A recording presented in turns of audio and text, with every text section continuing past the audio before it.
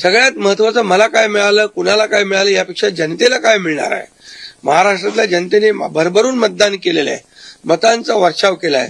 आता त्यांना आम्ही आमच्या पद्धतीने जे देण्याचा प्रयत्न होणार आहे. त्यामुळे यामध्ये लोकांच्यासाठी जे करायचं आहे ते आम्ही करणार आहोत. उपमुख्यमंत्रिपदासाठी श्रीकांत शिंदेचं नाव समोर येते आपल्या गटाकडनं, ही गोष्ट खरी आहे का? नाही बघा, चर्चा अजून सुरू आहे. चर्चा खूप, आता तुम्हीच चर्चा करत असता पत्रकार, तुमच्या चर्चा खूप जास्ती असतात. त्यामुळे तुम्हाला एकच सांगतो या सर्व चर्चा आहेत.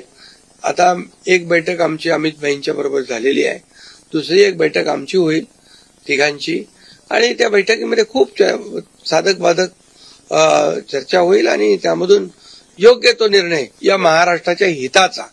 बघा, आमच्यामध्ये तुम्हाला मी सांगतो, या जनतेने आम्हाला भरभरून दिलेलं आहे. जनतेला असं वाटता कामा नये की आम्ही सत्ता दिली, सरकार म्हणजे एवढी मेजॉरिटी दिली, आता चांगलं सरकार स्थापन व्हावं, जी अपेक्षा जनतेची आहे ती आम्ही पूर्ण करणार. आणि आम्हाला जनतेबरोबर आम्ही उत्तरदायित्व आहोत. त्यामुळे लोक काय बोलतात, विरोधक काय, आता विरोधकांना काय काम राहिलंय का? काय राहिलंय बाकी? आता जे काय आता ईव्हीएम म्हणजे आता याच्यामध्ये मी एकच तुम्हाला सांगतो की आमच्यामध्ये कुठलाही काही समन्वयाचा अभाव नाही.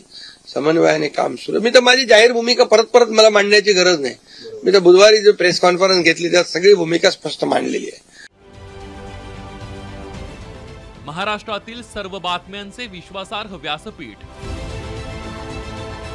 सकाळच्या सर्व सोशल मीडिया प्लॅटफॉर्मला लाईक, फॉलो आणि सबस्क्राईब करा.